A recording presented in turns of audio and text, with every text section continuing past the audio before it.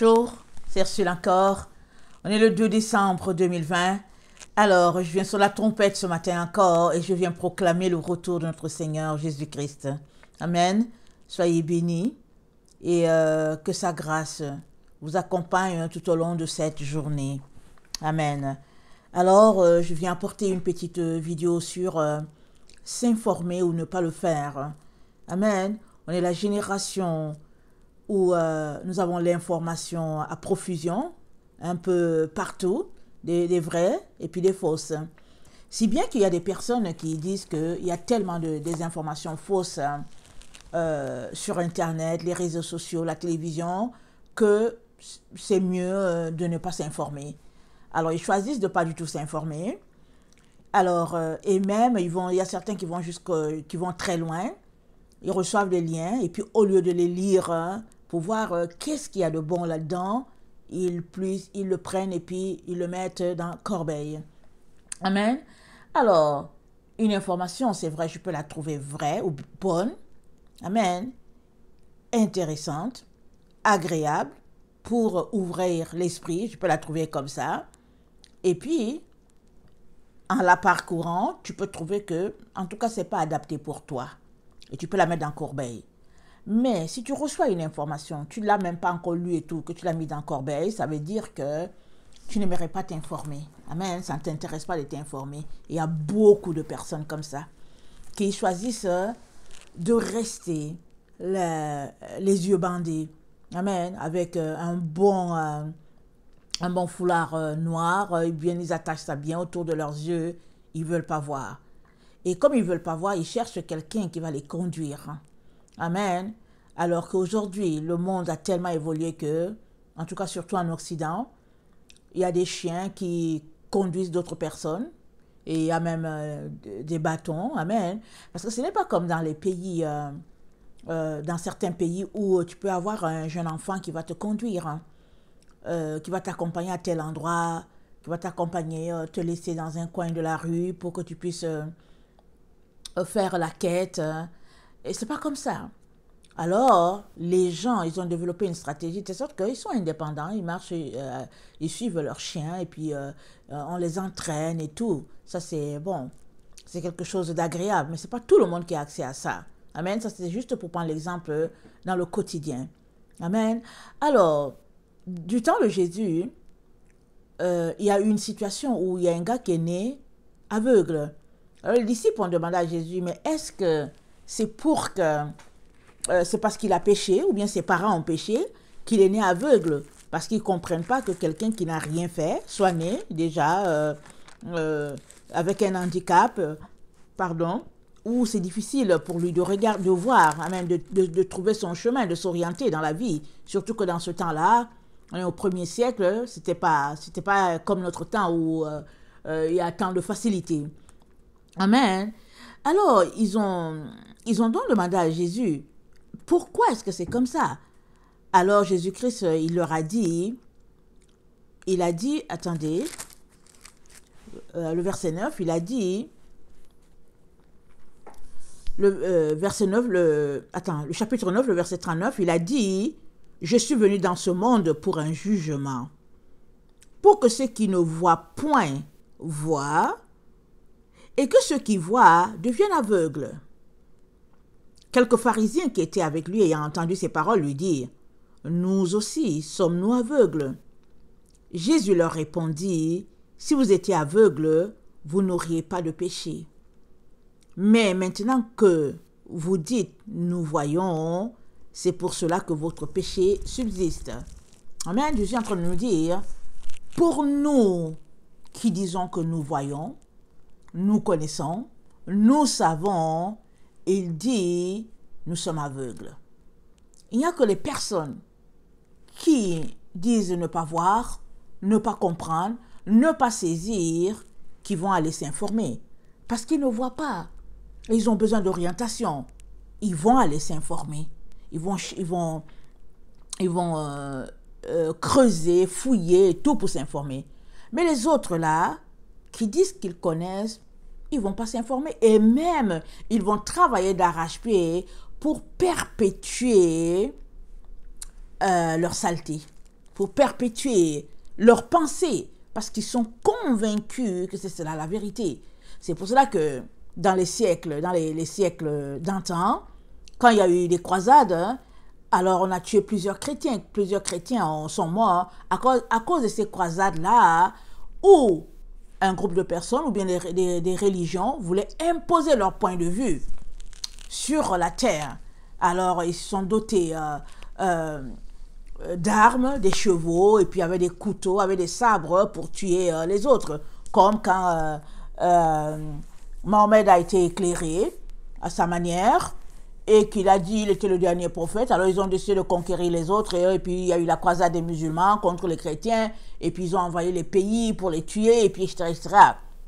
Mais on sait tous que c'est pas Mohammed qui a la vérité, on sait tous que ce n'est pas le dernier prophète non plus, et puis on sait tous qu'il n'est même pas prophète, et on sait tous que on ne sait pas l'endroit où il est arrivé, mais c'est pas chez Jésus qu'il est arrivé, parce que chez Jésus là, c'est pas, on ne croit pas en Ismaël pour arriver à chez Jésus.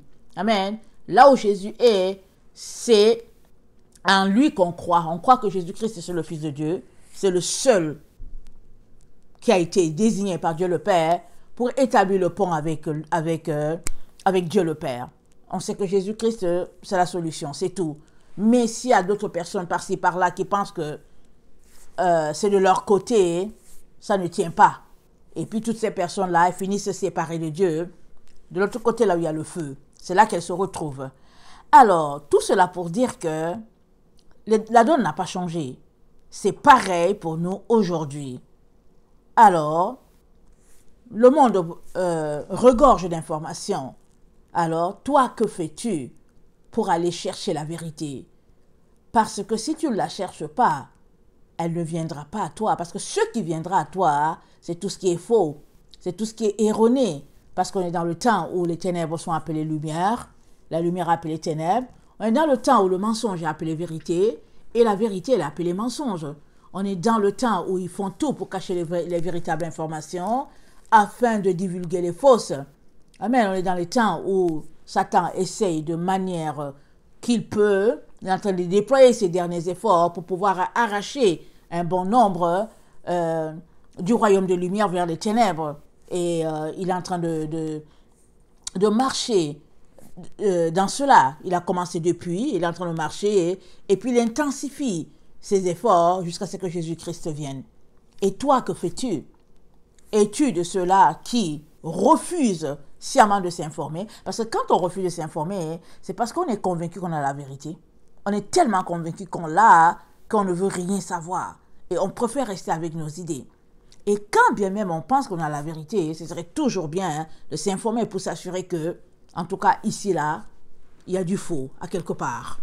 Amen. Alors, le Seigneur, pour nous dire, pour nous encourager, amen, à toujours chercher l'information, il nous a dit dans Ésaïe d'être éclairé.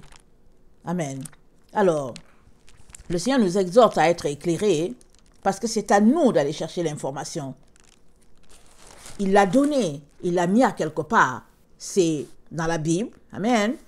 Et puis, on est privé de beaucoup d'autres livres qui parlent du temps dans lequel nous sommes. Les livres classés apocryphes.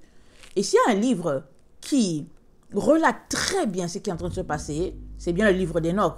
Enoch nous a retracé notre histoire depuis avant que le déluge arrive. Il avait déjà commencé il a parlé de cela dans son livre jusqu'au temps où nous sommes, jusqu'à la venue de notre Seigneur. Enoch a tout dit cela. Raison pour laquelle on nous a enlevé le livre.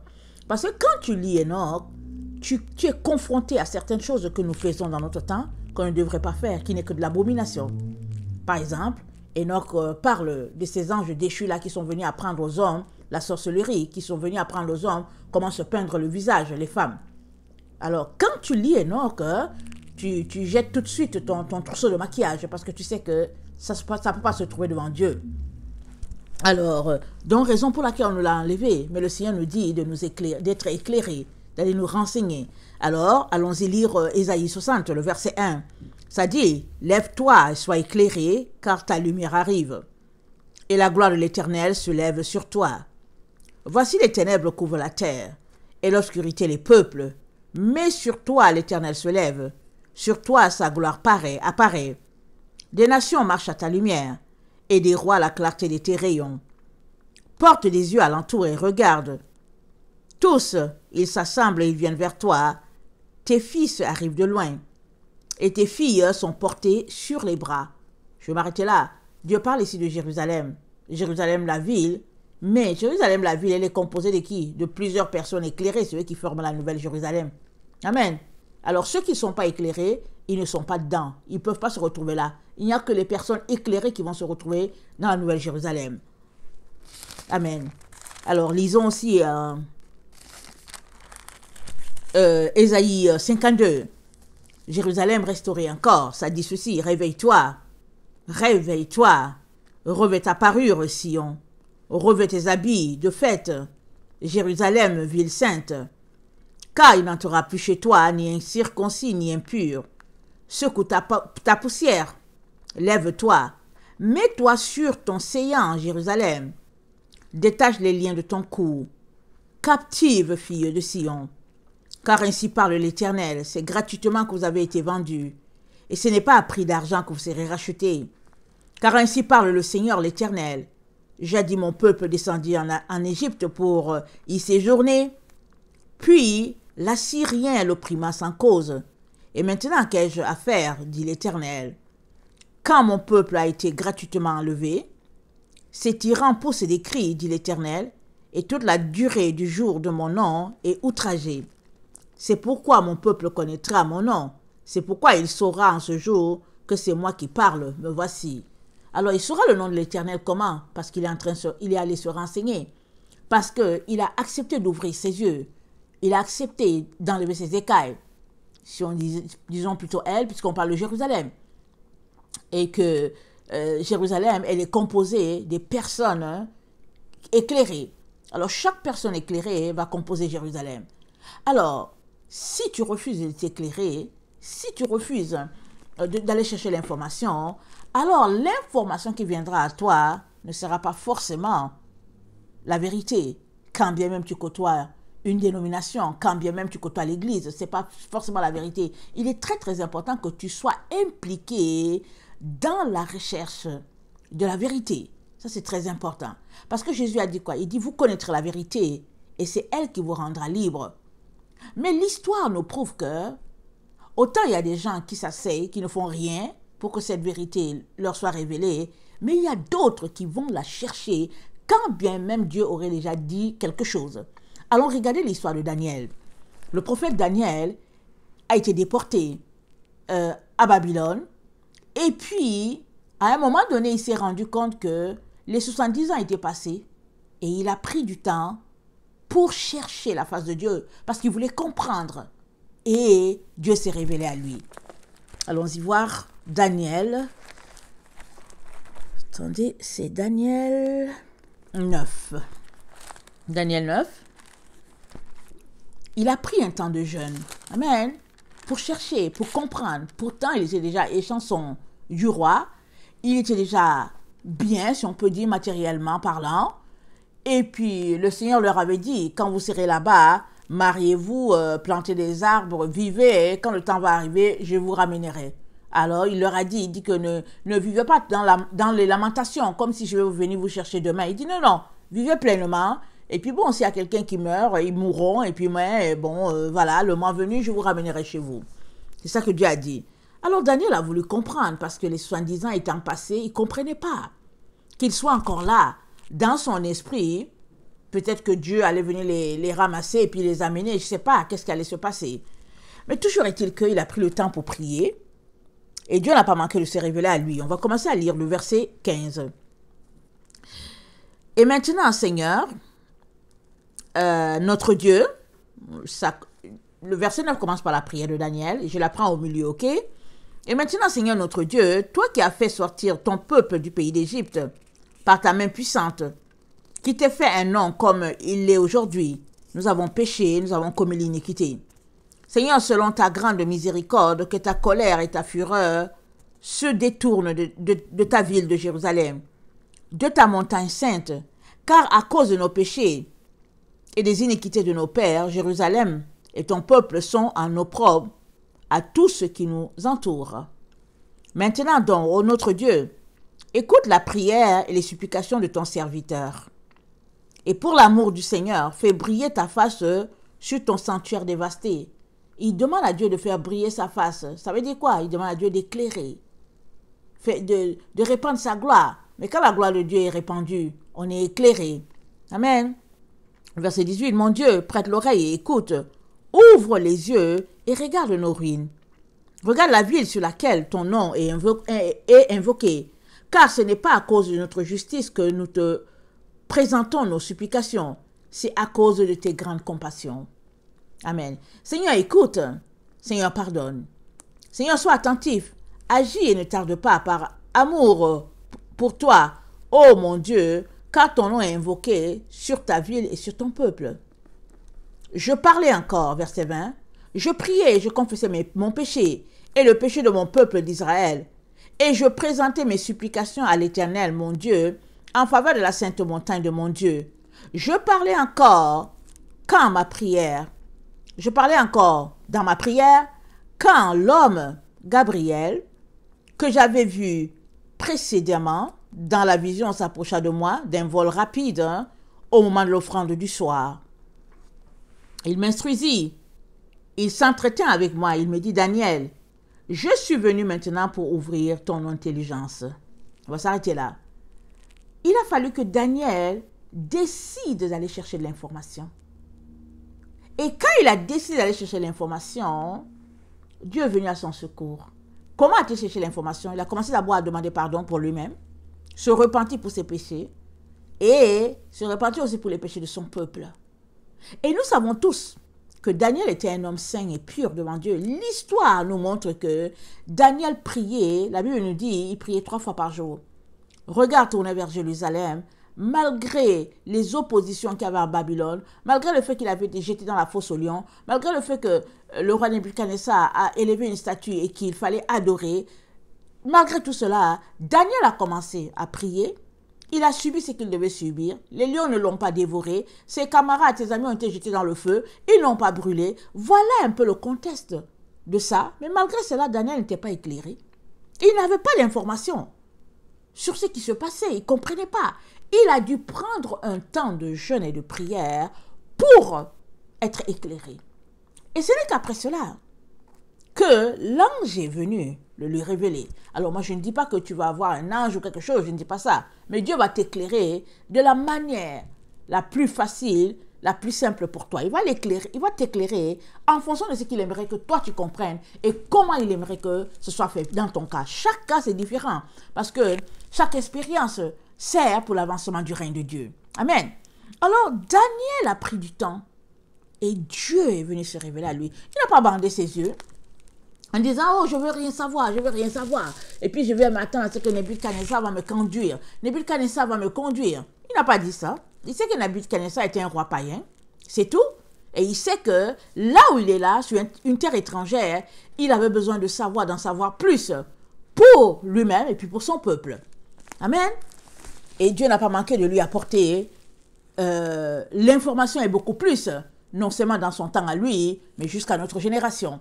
Et nous sommes cette génération de la fin là, que l'ange Gabriel a prophétisé à Daniel, et nous sommes la fin de cette génération là, nous sommes vraiment là. Amen. Alors, l'autre information, excusez-moi, on va lire Esther. Esther 4, on connaît tous l'histoire d'Esther. Alors, Esther 4, je pense que c'est un peu avant Daniel. Je pense autour de Ésaïe. Amen. Le livre d'Esther se trouve là-bas.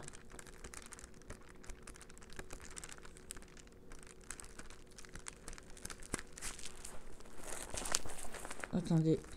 Faut pas que je vous donne une fausse information. Moi-même, je ne le trouve pas.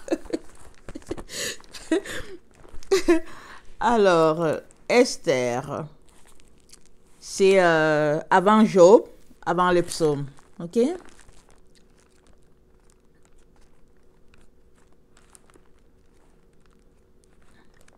Voilà. Alors, je suis dans Esther 4. Esther 4. Alors, rapidement, c'est l'histoire de Mardochée, son cousin, Esther. On connaît tous l'histoire. Vasti, la reine, qui a refusé de danser nue devant son mari. Et puis, elle a été renvoyée, elle a été mise de côté. Et le roi voulait une remplaçante. Et les filles de la ville ont été sommées de se présenter à la cour royale. Et il y a eu un défilé. Et puis, Esther a été retenue. Amen. Par son caractère, par tout ce qui sortait d'elle. Le roi a vraiment aimé cette femme-là. Et dans le même temps, hein, il y avait Aman qui détestait les Juifs. Il a été nommé et il voulait que tout le monde se courbait devant lui parce qu'il était comme le bras droit du roi. Mais Mardochée, le cousin d'Esther, ne se courbait pas devant lui. Alors, il ne comprenait pas, Aman ne comprenait pas qu'il y avait une personne là qui, au nom du fait qu'il est juif et que les juifs ne se courbent pas devant un être humain, ne se courbait pas devant lui. Alors, Aman a comploté un plan pour décimer ce peuple-là. Alors, c'est arrivé aux oreilles de Mardochée. Mardochée, le cousin d'Esther, celui qui l'a élevé, parce qu'Esther, ses parents sont morts. Ses parents sont morts.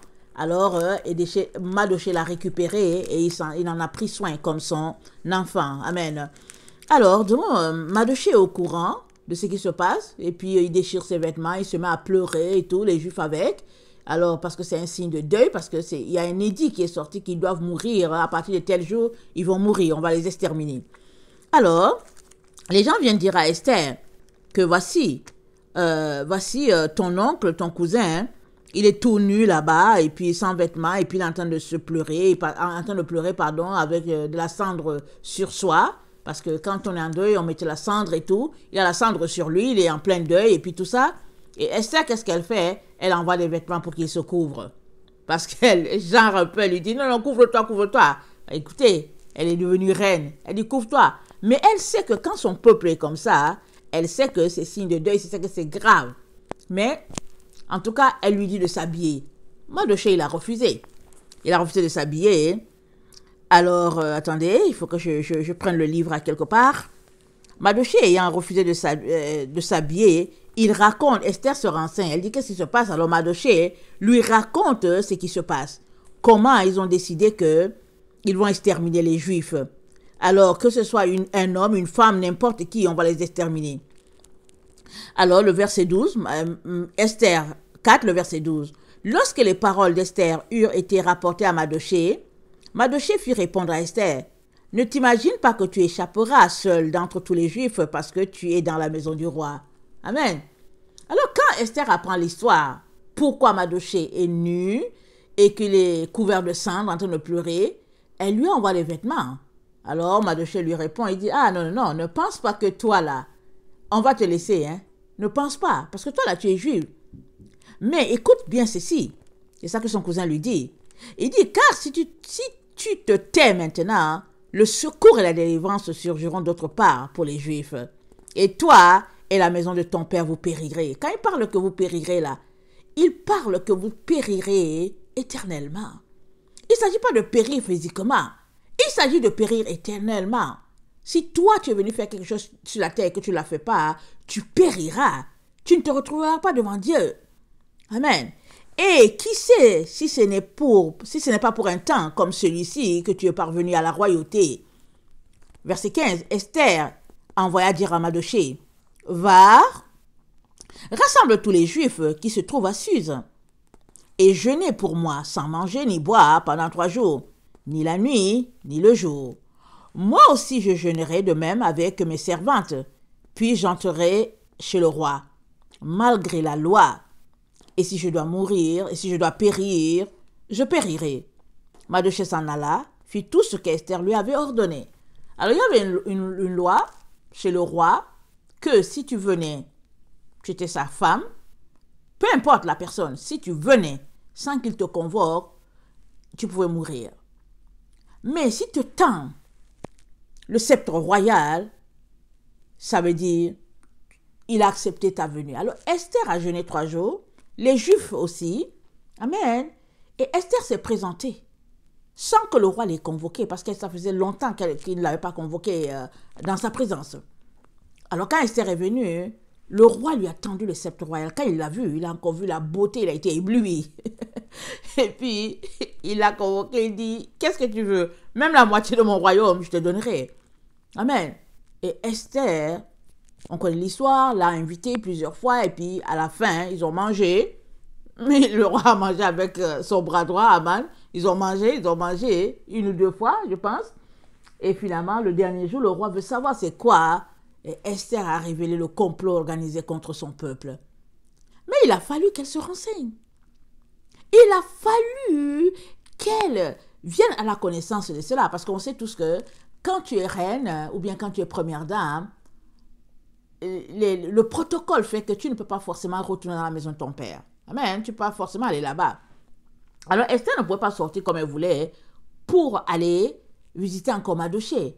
Elle était reine et en plus là, elle ne devait pas dévoiler sa nationalité. Je veux dire, oui, elle ne devait pas développer, elle ne devait pas dévoiler son origine. Et en plus là, tu ne peux pas sortir de la cour royale sans que tes servantes t'accompagnent. Alors Esther ne pouvait pas sortir sans que ça crée du bruit. Alors la seule personne qui pouvait faire du tapage pour que l'histoire parvienne jusqu'à Esther, c'est son cousin Mardochée. Et il l'a fait de la meilleure façon. Il l'a fait comme on fait chez le juif. Quand il y a le deuil, alors on met la cendre sur soi, alors on pleure, on se couche, on se lamente, c'est le deuil, on ne se lave pas. Voilà ce qu'il a fait. Amen. Et Esther, au lieu de dire, ah, mais qu'est-ce qu'il y a mon oncle, elle lui envoie les habits, elle dit, habille-toi, cache. Et cette partie-là, c'est ça que plusieurs d'entre nous faisons. On a une information grandiose comme ce qu'on a là, en disant que les gens veulent nous mettre la puce, une obligation à vacciner. Pour le moment, ils disent ils proposent qu'on puisse se faire vacciner. Et puis aussi, ils nous font croire qu'il y a beaucoup de gens qui embarquent dans les affaires, parce que les gens qu'ils passent, c'est les gens qui sont pour le vaccin. Alors, il y a des gens qui sont là qui disent que oui, mais c'est pour quand et tout. Et on nous dit que bon, voilà, tant nombre de lots ont été commandés, et puis, etc. Et les gens sont là, ils se disent que ouais, bon, voilà, ça arrive. Comme si la majorité de la population était cette affaire de vaccin. Mais c'est à toi d'aller te renseigner pour savoir c'est quoi ce vaccin-là, quelles sont les conséquences pour toi et pour ta famille, et ça te mène où? Parce que les conséquences, toute conséquence, en tout cas toute action, est d'abord spirituelle avant d'être physique. Et puis toute action, même si elle a l'air inoffensive, a des conséquences dans le monde spirituel. Ça, tu dois le savoir. Mais si tu ne sais pas qu'est-ce qu'il y a derrière ce vaccin, alors tu restes tout simplement avec les yeux bandés, avec une étoffe bien noire là, et puis tu ne vois pas. Et ils te font croire que tu vois bien. Alors ils te demandent tout simplement de mettre le masque, de mettre une bande au niveau de ta bouche et aussi au niveau de ton nez, et que tu puisses respirer vraiment toute ta saleté à toi. C'est ça qu'ils te demandent. Mais ils te disent de laisser tes yeux comme pour te dire que tu vois, mais dans le fond là, tu ne vois pas du tout. C'est pourquoi tu laisses tes deux yeux là. Dans le fond, tu es un vrai aveugle. C'est pourquoi tu écoutes ce qu'ils disent. Parce que si tu n'étais pas aveugle, tu ne marcherais pas selon ces gens perdus-là. Ils sont perdus. Ils sont aveugles. Ils sont déjà morts. Ils appartiennent déjà à Satan. Ils n'ont aucun avenir. Alors, ils te disent de faire comme eux. Mais la vie, c'est un ensemble de choix. Ils ont choisi de servir le diable. C'est eux-mêmes qui ont choisi. Chacun a choisi. Pendant que toi, là, tu lis ta Bible et puis que tu cherches Dieu, eux, ils ont choisi aussi, ils servent Satan. Ils sont dans les endroits, les endroits lugubres, en train de prier leurs démons là-bas. Et puis finalement, ils sortent de là, ils veulent imposer leur vue au monde entier. Mais tu peux décider de les suivre, ou bien tu peux refuser. Mais il y aura des conséquences. Tout comme Shadrach, Meshach et Abednego, ils ont dit, oh le roi, on ne va pas te servir, on les a jetés dans le feu. Dieu les a délivrés. Tout comme Daniel qui a dit niet, on l'a jeté dans la fosse au lion, Dieu l'a délivré. Mais dans notre cas, on nous a déjà dit, Apocalypse 13, verset 7, on nous a déjà dit que notre génération, on sera livré entre eux. Amen. Pour être purifié, épuré, tout ça, on s'est déjà dit. Même Daniel nous en parle. Daniel dit, plusieurs seront épurés. et puis afin que la fin vienne. C'est déjà dit. Mais qui a l'information? Ceux-là qui vont s'informer. Ceux-là qui cherchent vraiment la vérité. Et une fois qu'ils ont cette information, une fois qu'ils comprennent qu'ils sont la génération de la fin, ou bien nous sommes la génération de la fin, hein, ils mettent des actions, ils posent des actions pour pouvoir être trouvés être agréables devant ce Dieu-là. Mais les autres qui refusent, ils refusent aussi en pesant aussi leur type d'action, c'est-à-dire vivant comme si de rien n'était. Et puis, peut-être pense-t-il que Dieu aura pitié d'eux ou quoi. Sur quoi pense-t-il? Sur quoi compte-t-il? On ne sait pas. Mais que tu sois renseigné ou que tu ne sois pas renseigné, tu finiras de l'autre côté si tu ne réponds pas aux normes de notre Dieu. Amen. Alors, Esther avait choisi de ne rien savoir. Elle voulait tout simplement cacher la chose. Elle voulait juste laisser ça comme ça pour dire, oh non, non, non, porte les vêtements et puis c'est fini. Mais Mardochée lui a dit, si tu ne fais rien, le secours viendra toujours. Parce que Dieu est tellement gracieux, il est tellement bon, il est tellement miséricordieux, que c'est une grâce qu'il se serve de toi pour pouvoir délivrer son peuple. Parlant d'Esther, parlant de toi et de moi. Mais si tu refuses, dit le Seigneur l'Éternel, c'est pas grave, Dieu trouvera quelqu'un d'autre, mais toi, tu périras loin de Dieu. Et cette information, elle est très importante pour tout un chacun. C'est à nous d'aller chercher l'information. Déjà, on est très très avancé dans la venue de notre Seigneur, du moins de sa venue. Mais il y a plusieurs qui semblent être perdus, qui semblent ne pas le réaliser.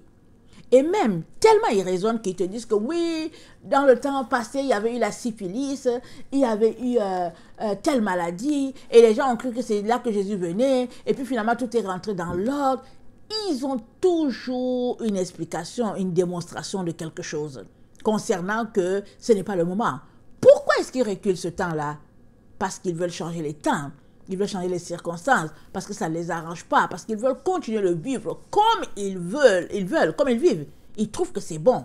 Une vie là, vraiment remplie de péchés et tout ça, où bon, on est mi-figue et mi-raisin. Beaucoup de gens aiment ça. Ils vivent esclaves du gouvernement, parce que, écoutez, pour avoir une maison, tu payes 3-4 maisons à la fin de ta vie. Je veux dire que le prix que nous avons ici, quand nous payons les maisons avec l'hypothèque, quand tu finis de payer la maison, dans la vraie vie, tu auras payé 3 ou 4 maisons. Mais qui en bénéficie? C'est les autres. C'est pas toi. Toi, tu travailles comme un esclave pour payer ton hypothèque. Quand tu finis de payer l'hypothèque, tu manges. Et puis quand tu finis, le mois prochain, tu recommences. On vit pour payer pour payer les factures. Et puis, on est des esclaves. Voilà dans quoi on est. Et puis les gens sont là, ils veulent encore que ça se prolonge. Ils sont là-dedans, ils sont dedans. Dieu dit non, non, non, vous êtes arrivés à la fin. Non, non, non, ils ne veulent pas. Mais si tu doutes, va donc te renseigner. Et ce n'est que après renseignement, ce n'est que après avoir été confronté à la vérité par son cousin Mardochée, que Esther a décidé de poser les bonnes actions, jeûner pour la délivrance de son peuple. Et si on continue de lire l'histoire, on va voir comment Dieu a délivré ce peuple-là. Et puis aujourd'hui, les Juifs fêtent la Purim. Alors le Purim, Dieu, ce n'est pas les fêtes que Dieu a établies. Dieu a établi 7 fêtes. Amen. Et la 8e, c'est le sabbat de chaque semaine, où c'est un jour de repos. Mais Dieu a établi 7 fêtes. Des grandes fêtes, là, il a établi 7. Mais le Purim, c'est comme une 9e fête qui est là, parce que le sabbat, c'en est une. Établi par le peuple pour célébrer la délivrance que Israël a eue à cause du sacrifice d'Esther. Esther a livré sa vie pour que son peuple puisse être délivré. Et cette information-là, elle est là devant nous.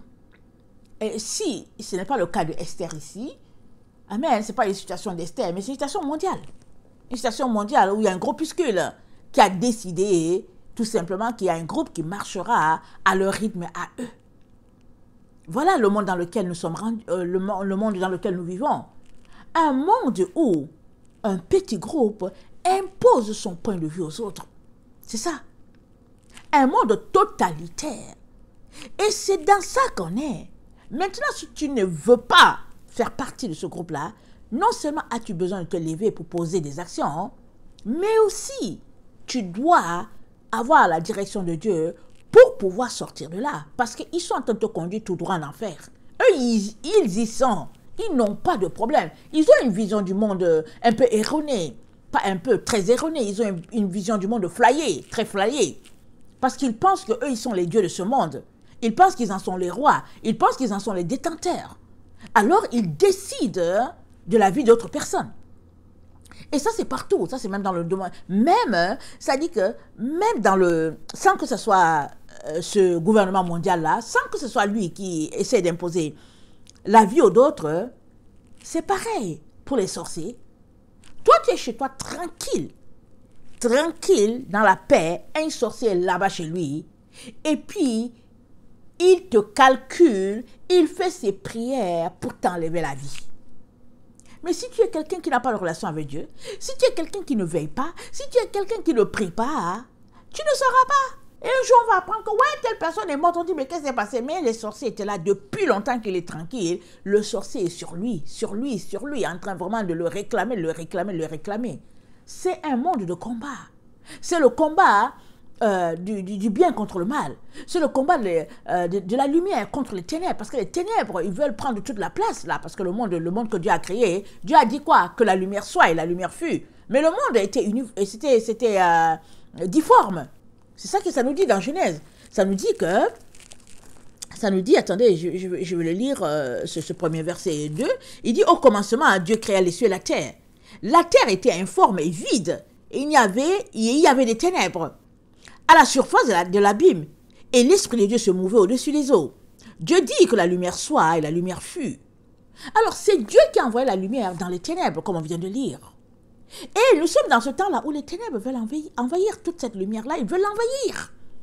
Et c'est quoi? C'est quel type de ténèbres? C'est les ténèbres spirituelles. C'est le mal, c'est la sorcellerie, le mensonge, la magie, l'orgueil, l'hypocrisie. Toutes sortes de vices qui n'ont rien à voir avec les caractéristiques, avec les attributs de Dieu le Père. Et nous, qui avons sa lumière, sommes appelés à répandre sa lumière sur cette terre-là. Mais les ténèbres sont en train de venir en flot. Parce que c'est leur temps de se répandre sur la terre. Mais nous sommes appelés à repousser les ténèbres pour que le plus grand nombre puisse être sauvé. Et le Seigneur a dit quoi? On est dans ce temps-là où finalement les ténèbres vont couvrir la terre. Et avant que ça arrive, il va arracher ses enfants, il va les mettre en sécurité, il va les enlever de là. Mais avant que ça arrive, toi et moi avons la responsabilité, non seulement de nous élever, de nous réveiller, mais aussi de réveiller un bon nombre pour qu'ils puissent parvenir à cette lumière-là. Mais il faut bien qu'on se renseigne, il faut bien qu'on s'informe, il faut bien qu'on sache dans quel temps nous sommes, il faut bien qu'on le fasse comme Daniel. Mais si on est là juste en train de contester, en train d'argumenter, en train de démontrer, on ne va nulle part. Et ça, c'est l'orgueil humain. Le raisonnement, c'est ça qui fait de l'être humain une bête. C'est ça qui fait de l'être humain une bête. Parce que, toujours en train de raisonner. La Bible nous dit de ne pas discuter des opinions. La Bible nous dit de prendre la Bible et puis de marcher selon ce que Dieu dit. Mais on nous apprend à l'école de discuter des opinions, d'argumenter, de démontrer qu'on connaît. Voilà un peu deux pensées qui s'opposent. Où te trouves-tu dans cela? Et le Seigneur aujourd'hui encore, il vient nous enseigner, il vient nous exhorter à aller nous informer. On a eu l'exemple de Daniel, on a eu l'exemple d'Esther, on a eu l'exemple de Ésaïe qui nous dit « Lève-toi et sois éclairé ». Amen. Et on a l'exemple de Jésus qui n'a cessé et qui ne cesse de nous dire « Si la lumière qui est en toi est ténèbre, alors grandes sont ces ténèbres-là, grandes. » Parce que la lumière qui est en toi ne devrait pas être ténèbre. Mais si ce n'est que la sagesse du monde, alors la lumière en toi est ténèbre. Si ce n'est que le raisonnement, alors la lumière en toi est ténèbre. Si ce n'est que ce que tu as appris sur les bancs, alors la lumière en toi est ténèbre. Tu as besoin de te renseigner, de te connecter à la vérité pour pouvoir te sortir de là. Je vais terminer en nous disant que... attendez. Il y a Éphésiens 5, nous dit quelque chose. Éphésiens 5 nous dit, c'est pourquoi il est dit, réveille-toi, toi qui dors, relève-toi d'entre les morts, et Christ t'éclairera. Tu peux être en train de marcher sur tes deux pieds, mais être quelqu'un qui dort. C'est-à-dire, tu dors complètement, ignorant de tout ce qui se passe. Il y en a plein comme ça. Mais il y en a qui dorment parce que, on ne sait pas la raison pour laquelle ils dorment. Mais il y a d'autres, ils refusent de se réveiller. Alors ils marchent là, les yeux fermés, ils marchent là sur la terre, et puis ils marchent, ils se convainquent qu'ils sont dans la vérité, alors qu'ils sont déjà de l'autre côté. Les yeux sont bandés, ils refusent de les ouvrir. Ouvre tes yeux, ils refusent d'ouvrir leurs yeux. Ils veulent tout simplement marcher là, dans les ténèbres. C'est leur choix. On ne peut rien, mais qu'ils ne t'emportent pas avec eux. Alors à toi de te battre pour ne pas être emporté avec eux. Parce que l'exemple que je viens de prendre, l'exemple du sorcier. Toi, tu es chez toi, tu dors tranquille. Mais le sorcier, tu l'énerves tellement, ta lumière l'énerve tellement qu'il a décidé qu'il va enlever ta lumière. C'est un peu ça dans le monde dans lequel on est. Alors c'est ça que le nouvel ordre mondial est en train de faire. Il y a un groupe sur cette terre qui ne désire que servir leur Seigneur et puis vivre en paix. Mais le nouvel ordre mondial a imposé que tout le monde puisse marcher selon leur point de vue à eux. Alors ils ont décidé d'injecter un liquide à chacun, soi-disant qu'on devrait lutter contre une maladie qu'on appelle le Covid. Mais ça, c'est leur problème. C'est leur problème. Toi, tu peux choisir que ton système immunitaire est suffisant pour lutter contre toute maladie. Amen, c'est ton choix. Mais on est rendu dans un régime totalitaire, alors ils veulent s'imposer. Alors, à toi de te défendre, à toi de dire non. Mais même si cela doit aller jusqu'à la mort physique, tu es appelé à dire non. Sinon, ils sont en train de t'envoyer tout droit en enfer. Amen. Alors, l'apôtre Paul nous exhorte à nous réveiller, à nous relever. Et puis, une fois que toi-même tu te secoues, que tu décolles toi-même tes deux paupières pour voir, alors c'est à partir de ce moment-là que Jésus va t'éclairer. Parce que pour arriver dans cette cité-là, pleine de lumière, il faut déjà que tu sois un être de lumière. Mais si tu es envahi de ténèbres, jamais tu n'arriveras dans cette cité-là. Jamais. Tu n'arriveras pas. J'ai déjà dit, le ciel, ce n'est pas un dépotoir. Ce n'est pas un endroit où tout le monde arrive là-bas et puis ils disent que ouais, je n'ai pas pu débarrasser ma poussière, je n'ai pas pu enlever les herbes sur moi. Vraiment. Non, non, non. Ceux qui arrivent déjà là-bas, ils ont déjà passé leur temps à ôter leur saleté sur cette terre. Et je viens t'y encourager. Je finirai donc par Apocalypse 21, le verset 10 à 27. Apocalypse 21, le verset 10 à 27. Ça dit ceci. Et il me transporta en esprit sur une grande et haute montagne. Et il me montra la ville sainte, Jérusalem, qui descendait du ciel, d'auprès de Dieu, ayant la gloire de Dieu. Son éclat était semblable à celui d'une pierre très précieuse, d'une pierre de jaspe transparente, comme du cristal. Elle avait une grande et haute muraille, et elle avait 12 portes, et sur les portes 12 anges, et des noms écrits, ceux des 12 tribus des fils d'Israël. À l'Orient, 3 portes, au Nord, 3 portes, au Midi, 3 portes, et à l'Occident, 3 portes. La muraille de la ville avait 12 fondements, et sur elle, les 12 noms des 12 apôtres de l'agneau. Celui qui me parlait avait pour mesure un roseau d'or, afin de mesurer la ville, ses portes et sa muraille. La ville avait la forme d'un carré, et sa longueur était égale à sa largeur. Il mesura la ville avec le roseau et trouva 12 000 stades. La longueur, la largeur et la hauteur en étaient égales. Il mesura la muraille et trouva 144 000 coudées, mesure d'homme qui était celle de l'ange. La muraille était construite en jaspe et la ville était d'or pur, semblable à du verre pur. Les fondements de la muraille de la ville étaient ornés de pierres précieuses. De toute espèce de premier fondement était le jaspe, le second le saphir, le troisième de calcédoine, le quatrième d'émeraude, le cinquième de sardonyx, le sixième de sardoine, le septième de chrysolite, le huitième de béryl, le neuvième de topaze, le 10e de chrysoprase, le 11e d'hyacinthe, le 12e d'améthyste. Les 12 portes étaient 12 perles. Chaque porte était d'une seule perle. La place de la ville était d'or pur comme du verre transparent. Je ne vis point de temple dans la ville, car le Seigneur Dieu Tout-Puissant est son temple, ainsi que l'agneau. La ville n'a point, la ville n'a besoin ni de soleil, ni de la lune pour l'éclairer, car la gloire de Dieu l'éclaire, et l'agneau est son flambeau. Les nations marcheront à sa lumière, et les rois de la terre y apporteront leur gloire. Ses portes ne se fermeront point le jour, car là, il n'y a point de nuit. Béni soit le Seigneur. Écoute bien, on apportera la gloire et l'honneur des nations. On y apportera la gloire et l'honneur des nations. 27. Écoute bien, il n'entrera chez elle rien de souillé, ni personne qui se livre à l'abomination, au mensonge. Il n'entrera que ceux qui ont écrit, il n'entrera que ceux qui sont écrits dans le livre de vie de l'agneau. Ceux-là qui sont écrits dans le livre de vie de l'agneau, ils y entreront. Alors, il est très important que toi et moi comprenions que, saisissons que c'est à nous d'aller nous renseigner. Si nous doutons, mais la pire des choses à faire, c'est de mettre sa tête dans le sable comme l'Autriche. Amen. Comme l'Autriche, c'est la pire des choses à faire. Et pourtant, il y a plusieurs personnes qui continuent de le faire.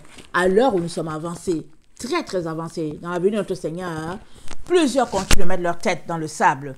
Alors, ils disent qu'ils n'ont pas vu, ils font semblant, mais ça ne change rien que ça les rattrapera.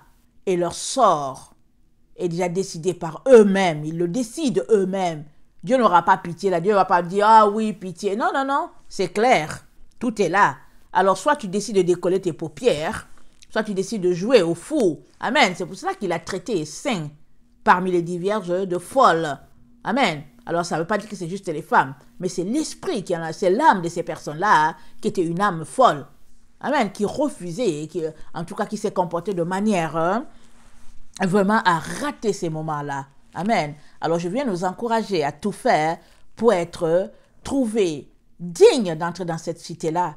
Et cela commence par désirer d'être éclairé. Amen. Alors, si tu es quelqu'un qui ne connaît pas le Seigneur, je viens te dire que le salut, il n'est qu'en Jésus-Christ. Il n'y a pas Bouddha qui te sauvera. Il n'y a pas les bonnes œuvres qui te sauveront. Ce n'est pas Mahomet, ce n'est pas tes études, ce n'est pas ton savoir, ce n'est pas ton argent, ce n'est pas ta position sociale. Rien de tout cela ne te donnera la vie. La seule chose qui te sauve, amen, c'est Jésus-Christ. Et Jésus-Christ a ses conditions. Il nous a exhortés à marcher ses commandements, à marcher selon ses commandements. C'est comme ça qu'on lui démontrera qu'on l'aime. C'est ça que Jésus-Christ a dit. Alors, que le Seigneur puisse vraiment venir écouter ou bien entendre, exaucer ma prière par rapport à toutes ces personnes-là qui sont indécises, par rapport à toutes ces personnes-là qui refusent de se pousser, comme on dit. Je prie tout simplement que le Seigneur puisse entendre ma prière pour vous, que vraiment il puisse, vraiment je le supplie, que vous puissiez décider dans votre cœur, dans votre âme et conscience, de pouvoir accepter d'ouvrir vos yeux. Amen. Soyez bénis. Je vous aime beaucoup. Dieu davantage. Maranatha, Jésus revient. Amen.